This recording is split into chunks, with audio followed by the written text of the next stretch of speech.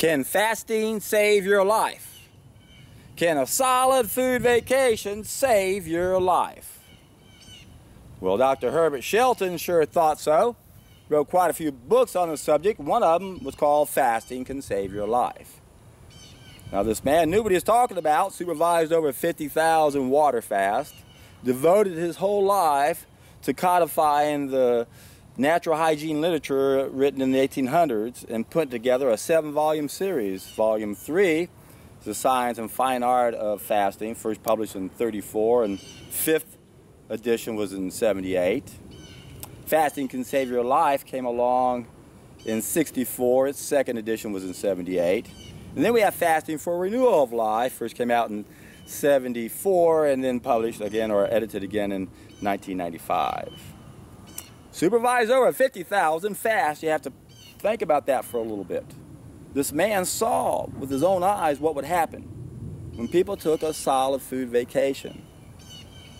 Why do you think that Greek physician Athenaeus once said, fasting cures disease, dries up bodily humors, puts demons to flight, gets rid of impure thoughts, makes the mind clear, the heart pure, and the body sanctified, and raises man to the throne of God.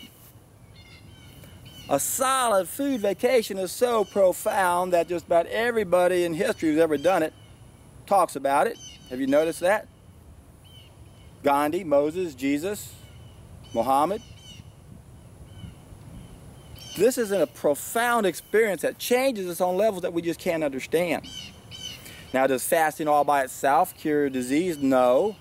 Even Herbert Shelton said that fasting is the best preparation for a better mode of living, or a better way of life, as I like to say it. And that's because you don't put new wine in an old container. The natural hygienist understood a long time ago the disease process, and that's all it is. It's a bodily process. It's going through stages, and all our current system does is they name our symptoms based on the location and the stage it's in. One of those stages just happens to be inflammation. Many people think that's the cause of other diseases, not realizing that the body is going through stages trying to heal itself. So if you're going to be studying nutrition, for example, and you really want to make some sense out of what you're going to study, if you don't study the disease process, and a good place to begin would be with natural hygiene. If you don't understand these principles and then how to modify them, as I have done, you're not going to understand anything. Now, the natural hygienists weren't perfect, but it was a science, and as all science is, we know it's always going to be improved upon. It's always going to be modified, codified, and changed as we learn more about what's going on. And as I've mentioned in other videos, that group of people, the natural hygienists, were a little arrogant, and they made themselves look really bad many times because they really didn't understand the art of healing. Just like Herbert Shelton says, the science and the art, I do too. The science for me is the law of cause and effect, the art is the ripple effect, and this is the piece of the puzzle that this group of people didn't understand well enough. No one articulated it until I came along and showed them what they were doing wrong. So I have my own version. And I'm not going to say it's taking natural hygiene and improving on it, because I've taken the best of everybody. And I have my own version. And I call it the science and the art. There are basic laws of nature we have to apply and obey. And one of them is that we have a species-specific diet. We have anatomical limitations. And then every animal knows what to do when they get sick. They stop eating, don't they? That's one way to correct our mode of life. But what happens to us is we've made mistakes because of our brilliant brain, and we've damaged ourselves in the environment. Now we have another group of needs. And because of that, we have to understand that we can't use water fasting or a solid food vacation on water for the best preparation of a better way of life anymore, for some of us, because of the 5th thing we mastered. Remember, I've identified 5 things we mastered, 5 bad applications. It's all black magic. The last one is the chemical revolution. Most of us have too many environmental toxins inside our body. I've done videos on this at least 2 or 3 dozen times explaining that we have to modify what used to be the best preparation for a better way of life, because we don't live in an ideal world. And in the same way, we have to modify our species-specific diet for the same reason we don't live in an ideal world. Now, some of us can do it and some of us can't. And if we can't, it's because our environment's damaged. our body, our anatomy's been damaged. We could have inherited genetic defects, and if we've been living the wrong way for 5 or 6 decades, we can have become dependent upon certain nutrients, and our body may have atrophied and not be able to make what it needs. So fasting and a better way of living, satisfying all of our needs, does basically save our life. It would save our whole species if we could wake up to that. But we live in a sick world, my friends. We're sick, and the sickness begets sickness. We have the sickest of us all controlling what our so-called experts learn in both fields of medicine and nutrition. They don't know. They're clueless as to how to live. Remember, there are 3 ways to screw up the law of cause and effect. The natural hygienists identified 2 of them. That's why they're a little arrogant. They knew what was before the cause, knowledge of how to live. They didn't have that. And they knew that doctors were like magicians in between the cause and the effect, interfering with the body's communication system, so it's like magic, the symptoms don't manifest. But a lot of people understand that piece of the puzzle. But then they don't know how to go back to the knowledge of how to live. They think they know, but they don't. And of course, the 3rd way we screw up the law of cause and effect is what comes after the effect, where we damage ourselves. That's the ripple effect. That's the piece of the puzzle natural hygienists don't understand. So they have the knowledge of how to live, but they don't have the knowledge of how to adapt from that ripple effect. And how do we have to modify what we do now? Well, we might have to address heavy metal issues, environmental toxins before we can do a water fast. And even before we adopt a raw plant-based diet, we have to realize that we can't assimilate if our body's dirty. It's a lot like if a house burned down, what do? Do you start building it up right away? No. You clean off all the rubbish, you get rid of all the trash first, then you build. But if you take a solid food vacation on juices, you get to do both. You get to address both those issues of toxicity and deficiency. Because you can't consume 15, 20 pounds of produce in one day if you're going to eat it. But you can do like our nearest relatives do, the bonobos. When they don't have enough food around, usually 98% of their diet is fruit when it's available, and 2 to 1% would be vegetation, and less than 1% would be insects. But when the fruit's not available, that 1 to 2% goes up to 30%. But they know not to eat all that stuff. They wedge it, they juice it, and that's what we need to do. So the best preparation for a better way of life now, we have to modify the water fast. We do a juice fast, a solid food vacation on juices instead. And then when we go to our species-specific diet, because we might not be able to consume enough nutrients and calories, we can then do what the bonobos do when they didn't have enough fruit around. We can then wedge our vegetables by drinking a lot of vegetable juice. So it's not complicated once you understand that piece of the puzzle. There's nothing wrong with taking a bunch of vegetables and do what the bonobos do. Let's separate the fibers so we can get all those nutrients without overburdening our body, because we're really not meant to be eating that many vegetables. But we live in a sick world. It's hard for us to be brought up in a way of life that damages our system where we can't even consume the right amount of volume of food. And we've lost our natural instincts. We don't understand the allopathic taste change, where we know what to eat based on whether it tastes good or not. That's what would happen out in nature. Come along a mango tree and you start eating them. After a while, the 6th or 7th mango is not going to taste very good. And it's because your body's saying you had enough of that food. That's how every animal on this planet knows how to eat. But we don't do that. We weren't raised that way, so we lost that instinct. We got to gain it back. That's why fasting really is a lifesaver. It helps you realize things in ways that you couldn't figure out unless you did the right thing for a long period of time. And that's the key right there. A lot of us can't do that. Think how hard it is for the average person just to eat nothing but fruits and vegetables for a couple weeks. That's not an easy thing for most people to do. But the solid food vacation's a piece of cake. If you drank enough, if you know what you're doing. You should never be hungry. I keep hearing people say, I was hungry on the juice fast. You didn't do it right. You got to drink more juice. And where were you hungry at? Was it down here? That's not hunger. It's a withdrawal symptom. You're really sick down there. if you still feel an all gone feeling down here when you're into the juice cleanse, you're into the second, third week, fourth, fifth week, you're sick. You're not supposed to feel an all gone feeling down here. That's why on water fasting, what people perceive as hunger goes away after 3 or 4 days and you're only drinking water. And why is that? Because it's a withdrawal symptom. True hunger is a watering of the throat. Now we're under the hunger spell when we eat the wrong food. And if you're doing this for several weeks and you're feeling all gone feeling down here, then you must have really abused yourself. But as Herbert Shelton said, that fasting allows the body to heal, so allows the bowels to heal. Otherwise, you're going to keep creating your own disease. If you got a toothache, if you got a stomach ache, if you got irritable bowel syndrome or Crohn's disease or any other type of colon disease, and you're still eating, you're a fool, an absolute fool. I mean, it's one thing to have pain over here and not see the connection, but if it's part of your food system and you're still eating, you're a fool. But you're a misguided fool. You're doing it ignorantly. Most of you are. Some of you know better and you still can't do it. You're afraid. Well, I can understand being afraid of a water fast if you haven't read enough about it. But when it comes to a solid food vacation on juices, the only thing to be afraid of is not be able to go out and socialize with your friends. And if that's what you're afraid of, you're even a bigger fool. Think about it. Come on, man.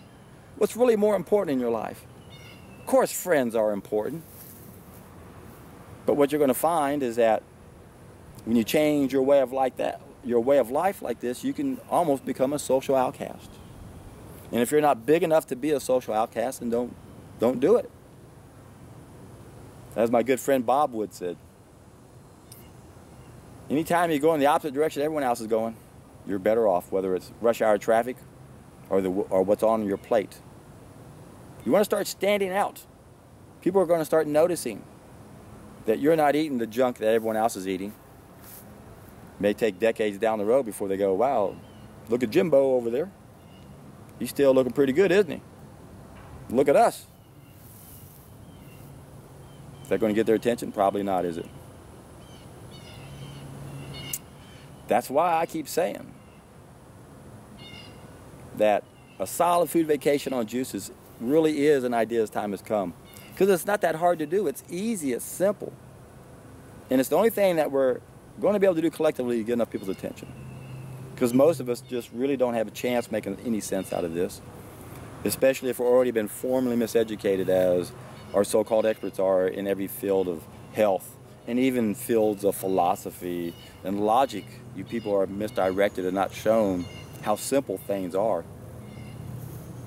I've done videos specifically on how to use logic to solve our problems. When I looked at a simple beginning course in logic, I thought, man, who wrote this book? It wasn't even put together logically. Not to mention it was done deliberately so we wouldn't understand there's only two things in logic we need to understand. One has to do with the law of cause and effect. The other has to do with the ripple effect. That's all we need to understand right there. Of course, when you look at the effect, what do you got? Positive and negative. So that's the other thing that we also need to use in logic. Right there, that's it. Polar opposites. Pleasure and pain. Our brains are wired for pleasure and pain, aren't they? Of course they are. And then we're subject to the law of cause and effect. So when you study logic, those are the only two things we really need to understand. But especially cause and effect. Because that's where our experts are messing up. Remember, there's 3 ways to describe the law of cause and effect. I'll put a link down below. First one, you don't have knowledge of how to live. The last one, knowledge of how to adapt. Cause and effect, ripple effect. But what's in the middle between cause and effect? That's where they put our so-called experts to trick us and fool us. In Latin, they call that monus ponens. In layman's terms, it's simply putting the cart before the horse for a problem within our control. So why don't doctors study fasting? Why don't doctors study food or herbs or anything else? Well, that's not their specialty, is it? They're allopathic doctors. They specialize in poisons. Now we got to stop and ask ourselves, why in the hell are we allowing the very worst system on this planet when it comes to the art of healing to have a monopoly on this industry. This is why we're so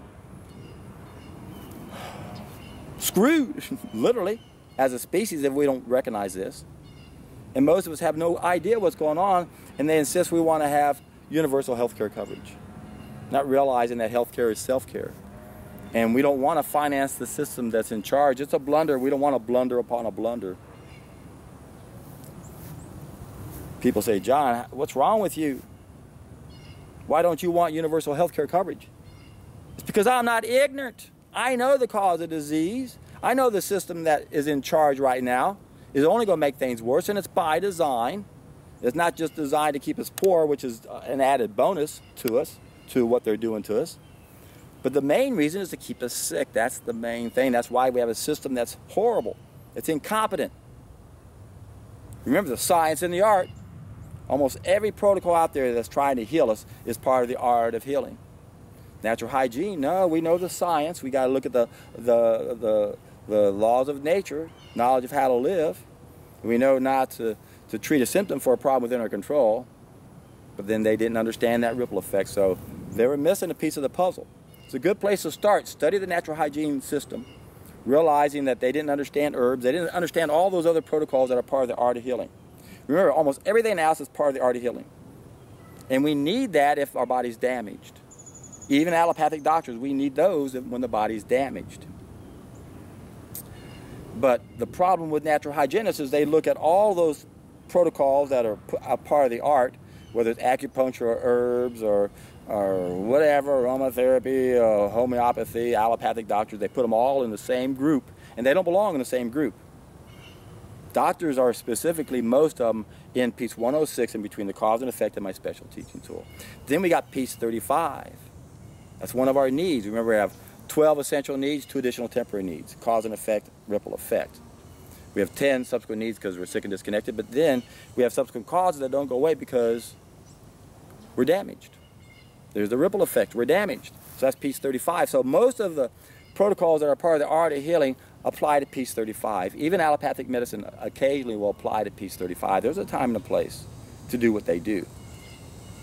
But the problem with allopathic doctors, as well as all the others, and this is why natural hygienists were so against them, is they didn't understand knowledge of how to live. So you don't apply the art without the science. And once you apply the science, you might not even need the art. But this is the problem with natural hygiene. They didn't understand there's a time and a place to use herbs. There's a time and a place to use enemas or colonics. There's a time and a place to use various forms of vibrational medicine, or whatever you want to choose or that you can use that will help your body if it's damaged. And again, the natural hygienists, what made them look stupid is they didn't study all those other modalities. They lumped them all in the same group as allopathic doctors saying you're treating the symptoms. No, they're not. Or some symptoms need to be treated, perhaps is a better way to say that, because one of the symptoms could be a subsequent cause. And I know this confuses some of y'all, but you have cause and effect. There's 3 stages of knowledge. Cause is in the second. What would he do in third? The effect, what do we got? There's a ripple effect. Effects become causes, as in the causal loop. You get diabetes, now diabetes causes blindness. Diabetes causes gangrene. You have an inflammation. Now you got a subsequent cause. Inflammation causes ulceration. Or does it? It's the toxemia that causes it. Sure, the inflammation itself, just like the high blood sugar, is going to cause damage. But remember, disease is the body process. Doctors don't understand this process. They think they have to interfere with it. They don't understand the body is acting on its own, trying to heal itself.